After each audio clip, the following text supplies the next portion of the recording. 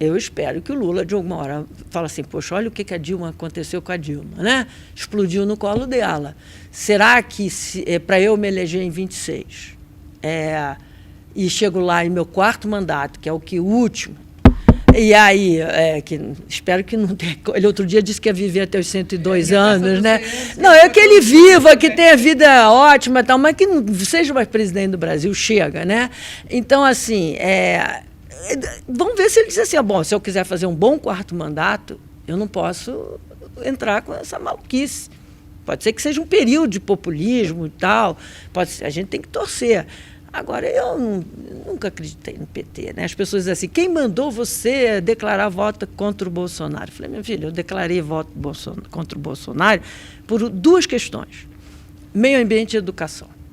Essa, para mim, democracia, né? Eu não achava que ele ia dar golpe, não, sabia? Sério? Eu achava que ele era muito incompetente para dar golpe. Acho que tinha uma coisa de democracia, mas isso é um outro assunto. Eu não gosto. Óbvio que comparado Lula e Bolsonaro, tem brincadeira, é uma piada. Mas é só, o mensalão já foi um ataque à democracia. O blogueiro digital não foi o Bolsonaro que inventou. Milícia nas redes não foi o Bolsonaro que inventou. Então, assim, você tem um estilo de ataque que, assim, apoio à ditadura e à autocracia, o Lula também faz. Óbvio que não dá para comparar com o Bolsonaro. Monstro ali, não tem... Graças a Deus a gente se livrou dele. O pessoal me cobra nas redes. A gente se livrou dele? Dele, eu acho que sim. Do bolsonarismo, eu não sei, porque você tem que tomar cuidado. Mas o pessoal me cobra na gente. Por que você critica tanto o Lula? Você está surpreso? Eu falei, olha, primeiro, eu não estou surpreso. Essa aqui é a questão. Nunca acreditei numa política do PT diferente dessa. Segundo, eu brinco com os meus amigos, dizendo que eu votaria até no Cabo Daciolo para tirar o Bolsonaro. Entendeu? Não era uma questão. Eu fiz uma campanha para Simone porque eu tinha esperança que a gente tivesse opção. Se a sociedade bota Bolsonaro ou Lula, eu vou ser obrigado a escolher dentro desse... Então, mas no caso, assim, a gente não ainda para essa questão da política, porque Bolsonaro permanecendo inelegível e depois das eleições agora, talvez o PL tente negociar com o Congresso alguma forma de tornar ele elegível de novo. Mas ele pode indicar alguém que tenha um índice de rejeição menor do que o Lula. Então, se o Lula tiver que pensar politicamente, não basta ele conversar com a base dele. Ele tem que ter alguém, porque uma coisa foi essa opção, como você teve, entre Lula e Bolsonaro. O outro é ele ter um candidato que tem um índice de rejeição menor. Tarcísio, por exemplo, se ele conseguir manter o índice, porque ele ainda tem um nível de desconhecimento aí junto ao eleitorado que é elevado. Então, se ele conseguir, por exemplo, capitalizar um apoio maior, ele teria um índice de rejeição menor. Então, aí, o Lula político talvez tenha que reagir. Que é por enquanto, ele não está conseguindo. Mas, Denise, se ele tivesse governado com a frente ampla, ele estaria nadando de braçada. Da economia. Mas a gente vê isso no mensalão. Mas no mensalão. E a Dilma caiu por quê? Porque a economia estava mal. Mas eu acho que hoje em dia entrou um elemento a partir de 2018, eu não sou cientista político, que vai além da economia. Hoje você tem crise do judiciário, hoje você tem a questão dos costumes, hoje você tem problema de segurança pública. Então, assim, você olha para o celular de uma pessoa...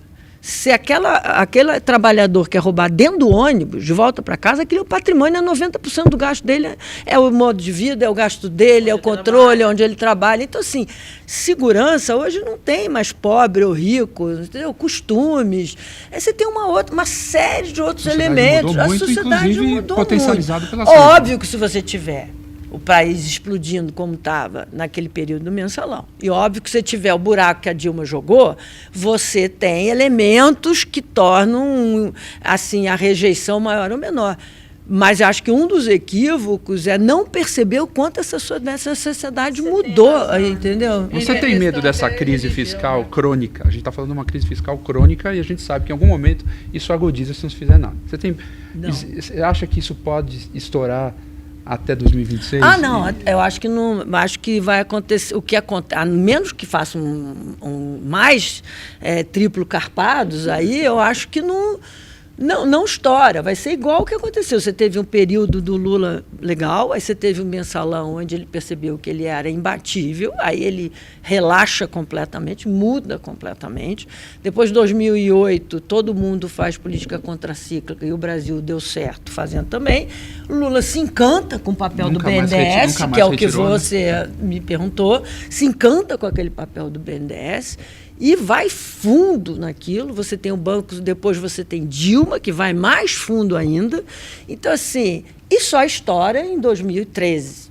Né? Então, assim, você levou pelo menos de 2009, 5 anos montando aquilo. Agora, você não vai conseguir chegar no nível que Dilma chegou. Você tem gente no Tesouro muito melhor do que o Arno Agostinho, que não é difícil, mas você tem gente, pelo menos, que acredita em controlar. Você tem uma equipe embaixo da Haddad bastante, eu acho, tecnicamente consistente. Você tem grupos no Ministério do Planejamento também consistentes na avaliação de despesa, de política pública. Você tem um outro ambiente que tem um certo controle sobre descalabro.